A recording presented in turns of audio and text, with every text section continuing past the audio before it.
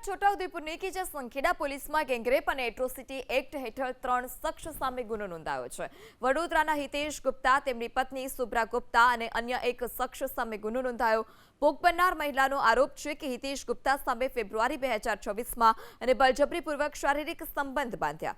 ફેબ્રુઆરીમાં હિતેશ ગુપ્તાએ તેણીને વડોદરાની ઓફિસે અને 22 મેના ગોલાગામડી નર્મદા માઇનોર કેનાલ પર હિતેશ અને તેના એક સાથીદાર સાથે મરજી વિરુદ્ધ દુષ્કર્મ આચર્યું। સંખેડા પોલીસે ત્રણેય વિરુદ્ધ ગુનો નોંધી તપાસ હાથ ધરી છે। આગળ વાત છોટાઉદેપુરની કે જ્યાં સંખેડા પોલીસમાં ગેંગરેપ અને એટ્રોસિટી એક્ટ હેઠળ 3 શખ્સ સામે ગુનો નોંધાયો છે। વડોદરાના હિતેશ ગુપ્તા, તેમની પત્ની શુભ્રા ગુપ્તા અને અન્ય એક શખ્સ સામે ગુનો નોંધાયો। ભોગ બનનાર મહિલાનો આરોપ છે કે હિતેશ ગુપ્તા સામે ફેબ્રુઆરી 2026માં અને બળજબરીપૂર્વક શારીરિક સંબંધ બાંધ્યા।